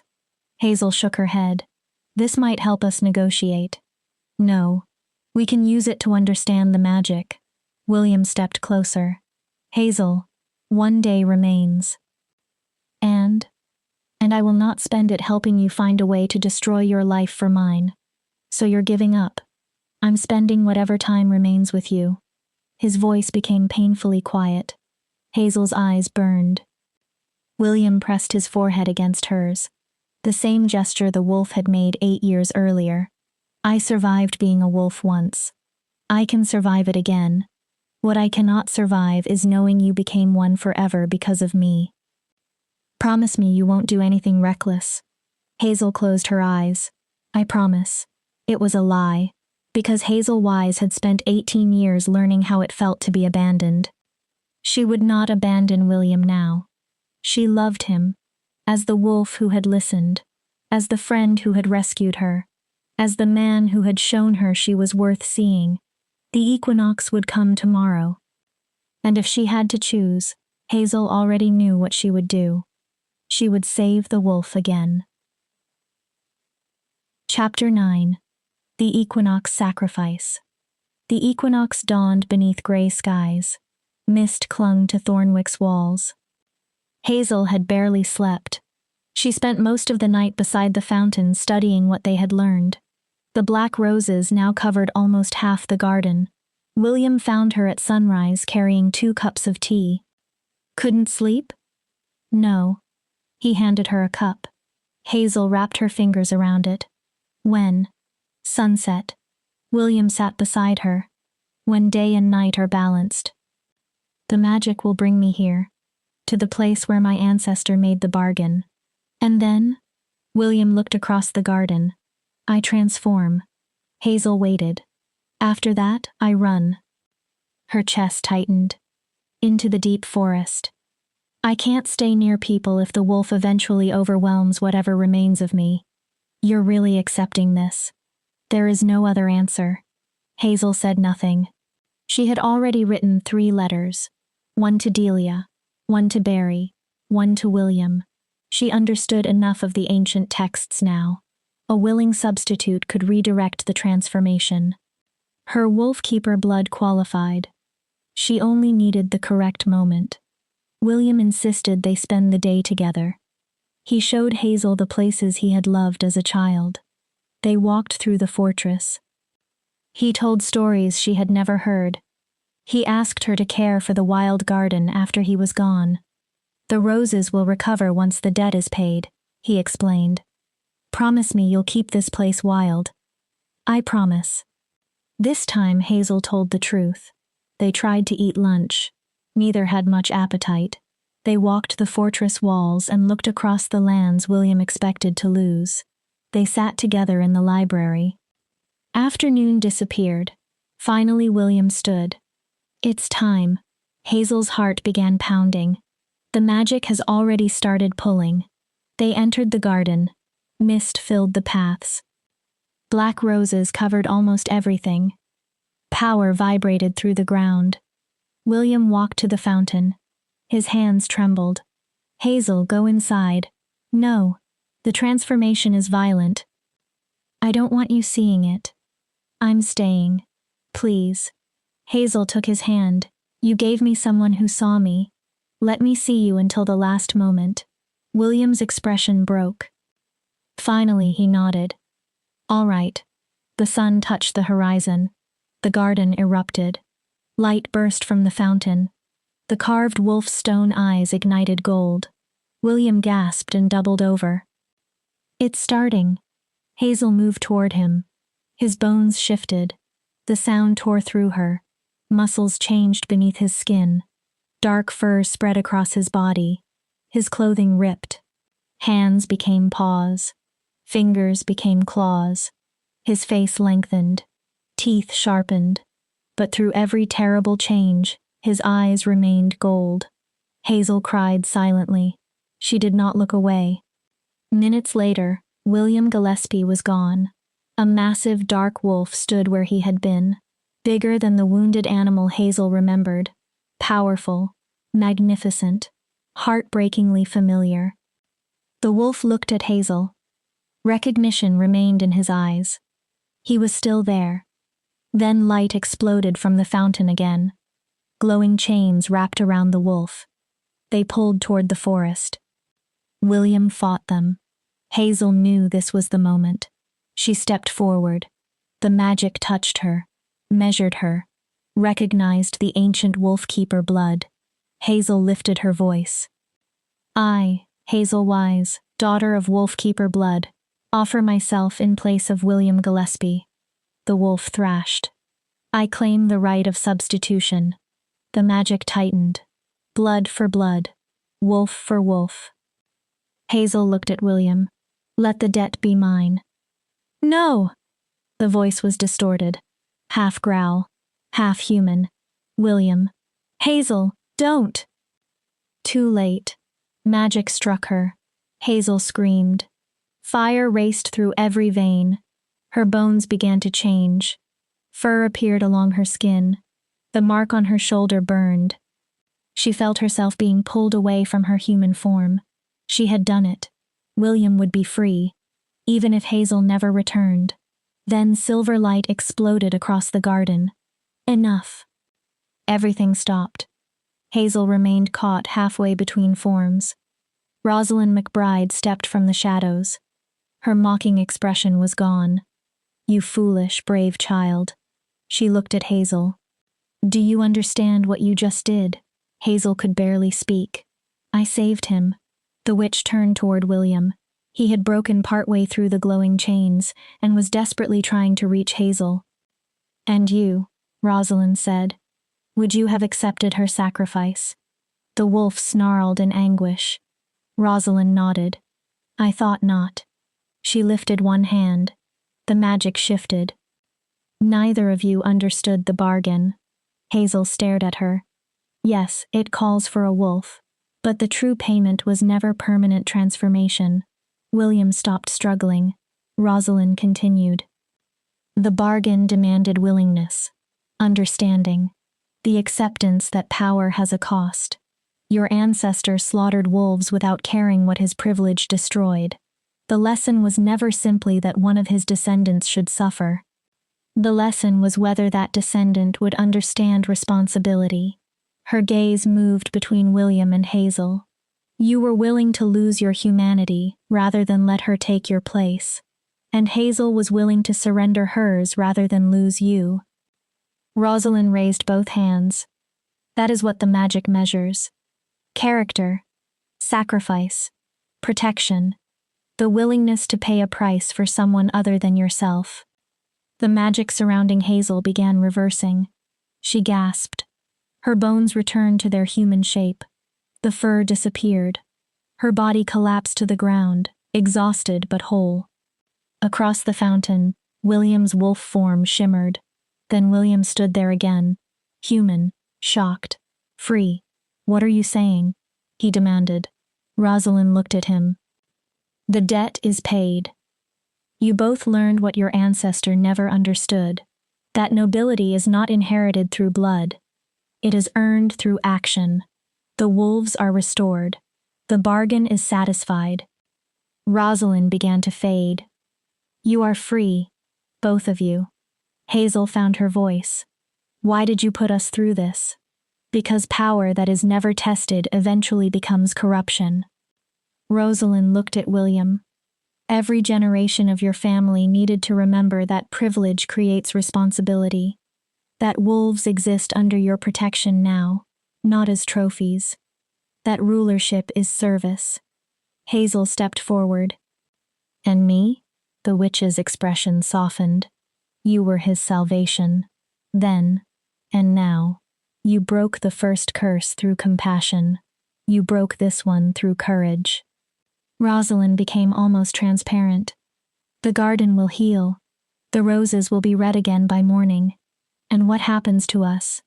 A ghost of a smile appeared. You will decide. Then she disappeared. The black roses began turning red. One by one. Hazel and William stared at each other across the fountain. Then William moved. 3 strides. His arms closed around her. You idiot. His voice broke against her hair. You beautiful, reckless idiot. Hazel began shaking. You were actually going to transform for me.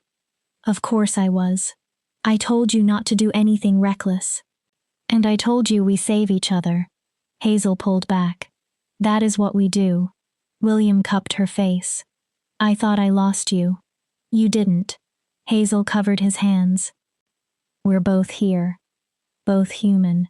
William's eyes widened with the realization. Both free. The curse was truly over. Hazel looked at him. Then she kissed him. William froze only for a heartbeat. Then his arms tightened. 8 years of memory. 3 months of closeness. 1 day of believing they were about to lose everything. All of it poured into that kiss. When they finally separated, William rested his forehead against hers. I love you. Hazel's breath caught. I've tried not to say it. I didn't want to make your new life another obligation. But I love you, Hazel. His voice softened.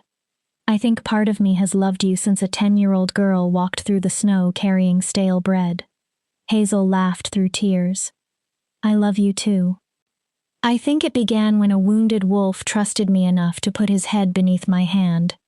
William smiled. Not a monster. Just lost. Hazel touched his face. Until I found you. And you were lost until I found you. His expression became fierce. You always mattered. You only needed someone willing to see it. Around them, the final black petals became red. The garden healed. The debt was paid. And for the first time, neither Hazel nor William owed their future to a curse. Chapter 10. The Alpha's Queen. 1 year later, autumn returned to Thornwick. This time, the wild garden prepared for celebration. Red roses covered the vines. White ribbons wound between them. Lanterns hung from the ancient oaks. Hazel stood before a mirror in her chambers and barely recognized herself. Her wedding gown was forest green, deep as pine needles. Silver embroidery formed wolves and roses along the bodice and sleeves. Nothing about it had been borrowed, nothing pinched. Nothing had been chosen by Corrine. The dress had been created for Hazel, Hazel Wise, soon to become Duchess of Thornwick, William Gillespie's wife. Delia stood behind her, adjusting a silver circlet. You look terrified, Hazel exhaled. Not about marrying him. That is fortunate. It's a little late. Hazel smiled nervously. It's becoming a duchess. People depending on me. What if I fail? Then you fail together. Delia shrugged. That is generally what marriage means. Hazel laughed softly. His grace is hardly perfect. Delia continued. Last week he almost created a diplomatic crisis because he called Lord Graham's hunting practices barbaric. That sounds like William. You have spent a year studying diplomacy, statecraft, and territorial administration. Delia turned Hazel toward her. You reorganized parts of this household. You established literacy programs in 3 villages. You have accomplished more in 12 months than plenty of nobles accomplish in decades. William gave me the opportunity. And you proved he was right to do it. Delia's expression softened. You earned this through the same character that once made you feed a dying wolf. A knock came. Barry entered. He looked unusually emotional. Miss Hazel. He corrected himself. Soon to be your grace. Hazel smiled. It's time. His grace is waiting. Barry hesitated. He appears almost as nervous as you. Hazel took a breath. All right. Servants lined parts of the corridor as Hazel walked toward the garden. Many had once questioned why William had brought an unknown village girl into Thornwick. Over the past year, Hazel earned their trust by treating them as people rather than decorations in a noble household. The garden entrance was covered in flowers. Beyond it waited hundreds of guests. Nobles and villagers stood together. William had refused to separate them by rank. Traditional ceremony said otherwise. William had called that tradition stupid. Music began, not a stiff court march. Drums echoed like heartbeats. Flutes sounded like wind passing through trees. Hazel stepped into the garden. Everyone stood. She barely noticed. Her eyes found William. He waited beside the fountain. Formal ducal clothing still looked slightly unnatural on him, as though civilization could never fully conceal the wolf. Then his golden eyes met Hazel's. Everything else disappeared. Wonder filled his face. Love. Gratitude. Hazel walked toward him through the garden where they had first truly understood each other. Her final doubts faded with every step. Home. This was home. She reached him. William took both her hands. His fingers trembled. You're beautiful. Hazel smiled. You look acceptable yourself. William laughed. The ceremony was intentionally simple. Most old traditions had been removed. William kept only the vows. Father Damien Barrera had traveled from Pinewood Hollow to perform the ceremony. He faced William. Duke William Gillespie, do you take Hazel Wise as your wife?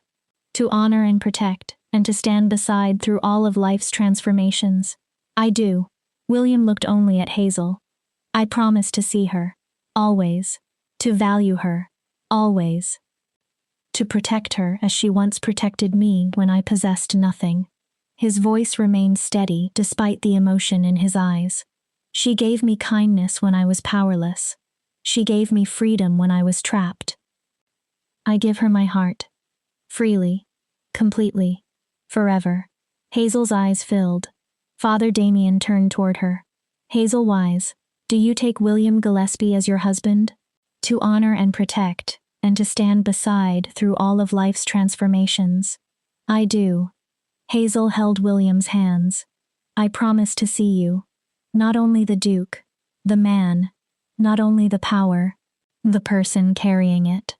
You gave me a home when I had none. You gave me purpose when I believed I had no worth. So I give you my loyalty, my strength, and my love. Freely, completely, forever. Father Damien smiled. Then I declare you husband and wife. He looked at William. Your Grace, you may kiss your bride. William needed no encouragement. He pulled Hazel into his arms. The garden erupted in cheers. Lanterns glowed among the trees. Far beyond the fortress walls, a wolf howled. Another answered. Then another. A chorus spread through the distant forests. The packs recognized their alpha's choice. His mate. His queen. The feast afterward became the kind people would discuss for years. Tables overflowed with roasted meat, fresh bread, vegetables, and desserts. Wine passed freely. Musicians alternated between formal dances and village songs. Nobles danced beside commoners. One elderly lord finally approached William. This mixing of ranks is improper. William smiled pleasantly. Then leave. The nobleman stared. No one is forcing you to stay. The man retreated in outrage. Hazel hid a laugh. You are terrible at diplomacy. I'm excellent at diplomacy. William pulled her closer. I simply reserve it for people who deserve it. That is not how politics works. Politics can adapt. Hazel shook her head. William placed both hands at her waist. My first rule as a married man is that my wife never pretends to be someone else for the sake of appearances. Hazel raised an eyebrow. And your second rule? I dance with her at least 3 times tonight. Tradition says once. 3. Twice is already excessive. 3 minimum. William smiled. Possibly 5. They danced until Hazel's feet hurt. They ate until neither wanted another bite. They accepted congratulations from seemingly everyone in Thornwick. Throughout the celebration, Hazel occasionally touched the old wolf pendant at her throat. Beside it now was another promise. A wedding band of silver and gold woven together. Protection, partnership, recognition, love. Near midnight, William took her hand. I need to show you something.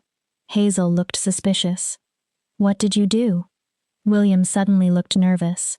I plan to wait, but I'm terrible at keeping secrets from you. He led Hazel toward the northern edge of the wild garden. Near the point where the fortress grounds touched the forest stood a house, small enough to feel intimate, large enough to be comfortable, wood and stone. Climbing roses along one wall, warm light glowing through the windows. Hazel stopped. What is this? Our home. William watched her carefully. The fortress is for government. Ceremonies. Politics. I wanted somewhere we could simply be William and Hazel. He opened the door. Inside waited comfortable chairs beside a fireplace. A real kitchen. A library filled with books about forests, plants, and old stories. Stairs led upward. William pointed through the rear windows. The wild garden is right outside. You can walk among the trees whenever you want. We're close enough to fulfill every responsibility. But here, no one needs us to be Duke and Duchess. Hazel turned toward him. Tears ran freely now. It's perfect.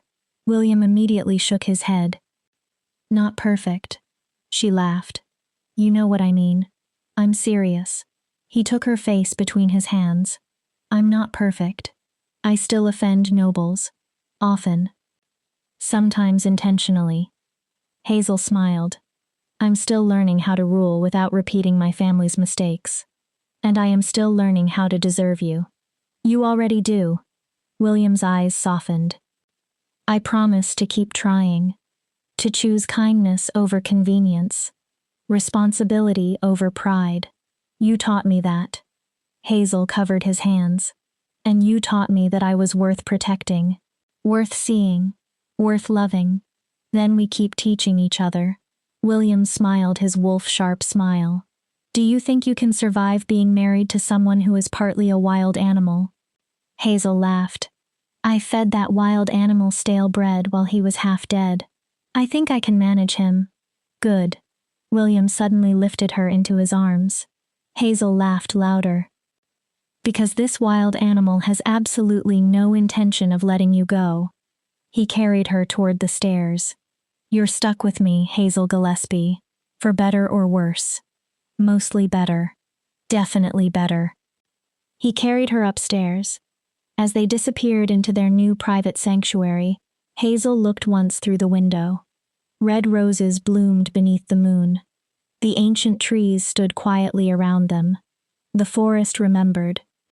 The wolves remembered. And at the border between civilization and wilderness, two people who had once saved each other began building a life of their own. Not flawless, not free of difficulty, but chosen, real, and filled with the kind of love that begins when someone looks beyond appearance, rank, pain, and history, and sees the person underneath. The girl who had fed wolves was now a duchess. The wolf who had learned kindness had become a king worthy of being followed. Together, they protected the forests, the territory, and the people with the same courage and compassion that had once saved them both. Epilogue. 5 years later, laughter filled the wild garden. A little girl chased butterflies between the roses. She had Hazel's dark hair and William's unmistakable golden eyes. Careful, Emma, Hazel called. She sat beside the fountain with one hand resting over her rounded belly. Another child was coming. William walked from their house carrying a basket of freshly baked bread. Let her run. He sat beside Hazel. She has wolf blood. She needs to feel wild occasionally. She's 3. Hazel smiled. Everything feels wild when you're 3. Exactly. William handed her warm bread. Do you remember bringing this to me?